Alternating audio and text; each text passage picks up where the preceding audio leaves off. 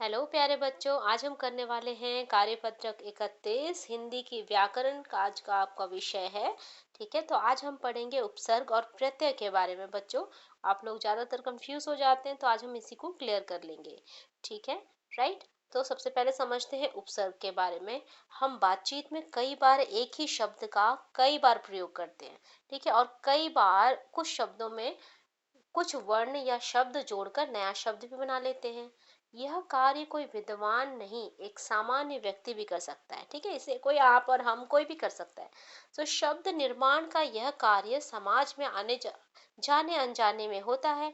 सहज रूप से, सजग रूप से यह कार्य व्याकरण में उपसर्ग, प्रत्यय, संधि, समास आदि के द्वारा किया जाता है। इससे हमारी भाषा मजबूत होती है। आइए समझते हैं कि उपसर्ग क्या है।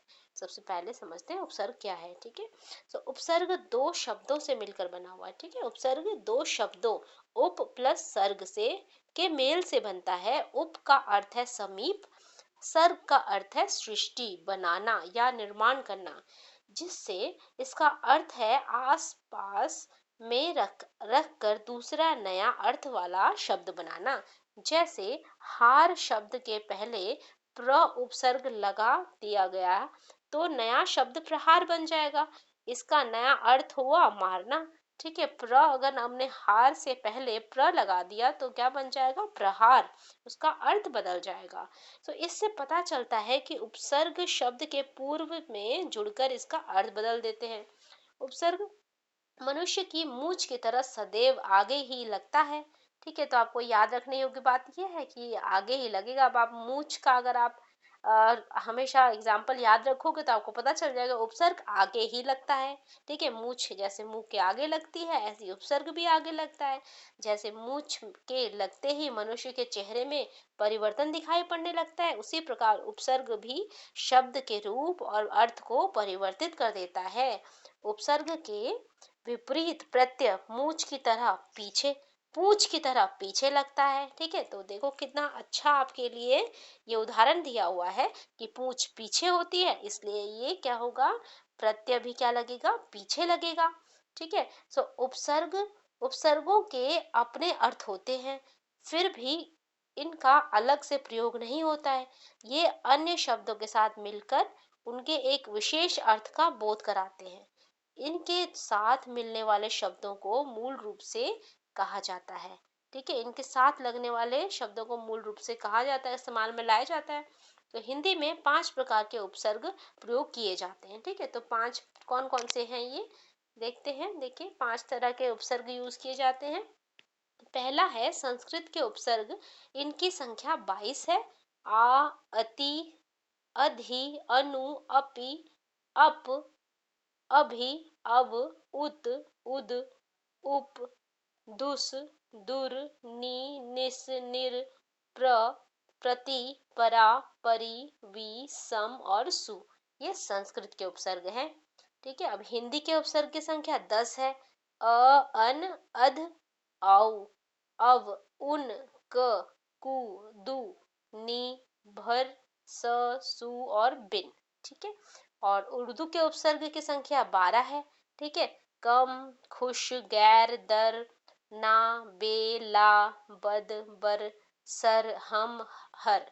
ठीक है, अंग्रेजी के उपसर्ग देखिए सब, deputy, vice, general, chief, head आदि। ठीक है, 5 जो है, पांचवा नंबर उपसर्ग, सर्गवत या उपसर्ग की तरह प्रयोग होने वाले अवयव कौन से हैं? अवयव संज्ञा, सर्वनाम, विशेषण।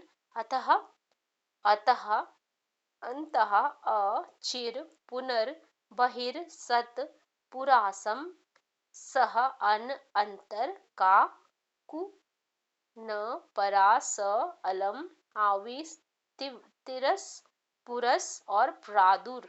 ठीक है, ये क्या है? इनके उपसर्ग या उपसर्गवत प्रयोग की तरह प्रयोग में आने वाले अवयव है। ठीक है, ओके, तो उदाहरण आपने देख लिए। इसके उदाहरण उपसर्ग के क्या हैं? अन, अति, सब पहले लगेंगे। अर्थ इसका मतलब होता है निषेध के अर्थ में। अन मतलब निषेध, जिसको मना किया गया है।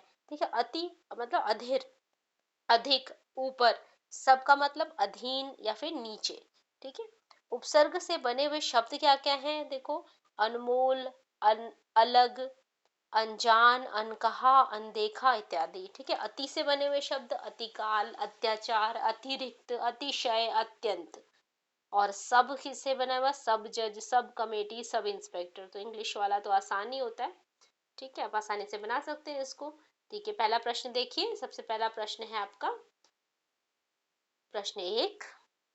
पहला प्रश्न क्या है आपका, प्रश्न है उपहार शब्द में उपसर्ग और मूल शब्द को पहचान कर उसको सही विकल्प को चुनना है आपको। ठीक है, तो देखिए उपहार में कौन सा शब्द है, उप प्लस हार। हार जो है मूल शब्द है और उपसर्ग क्या है, उप है। ठीक है, पराधीन शब्द में कौन सा उपसर्ग है, उपसर्ग कौन सा होगा, जो पहले लगेगा, है ना, तो पर है जो है वो होगा पर अधीन। तो ठीक है, तो क्या बन जाएगा, पर जो होगा वो होगा उपसर्ग।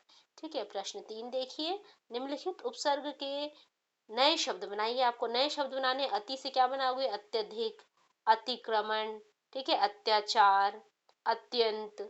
ठीक है, पर से क्या बनाओगे, परहित, पराजय। ठीक है, राइट, परिवर्तित बना सकते हो। प्रश्न चार है, निम्नलिखित शब्दों में उपसर्ग लगाकर शब्द बनाइए। आपको शब्द बनाने हैं, सुपुत्र का क्या बना दोगे, कुपुत्र, है ना, सुपुत्र। हाजिर का क्या बनाओगे, गैर हाजिर। ठीक है, और हाजिर तो ये उपसर्ग लगाना है तो आगे आगे ही लगाना हमें, गैर हाजिर। ठीक है, ज्ञानी से क्या बन जाएगा, अज्ञानी, और आगे लगा देंगे तो क्या बन जाएगा, अज्ञानी, विपरीत शब्द बन जाएगा, है ना। प्रश्न पांच आपका है, निम्नलिखित शब्दों में से उपसर्ग का मूल शब्द अलग अलग कीजिए। उपसर्ग और मूल शब्द को अलग करना है। बदनाम में क्या बन जाएगा, नाम जो है वो मूल है और बद होगा वो उपसर्ग, ये उपसर्ग बन जाएगा।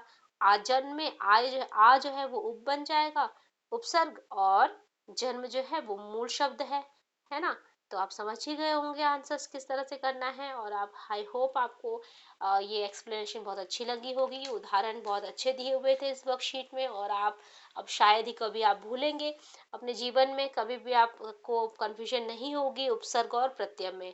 ठीक है, और उम्मीद करती हूँ आपको ये अच्छा लगा होगा। तो आप लाइक करेंगे, शेयर कीजिए, सब्सक्राइब कीजिए मेरे चैनल को। Thank you very much.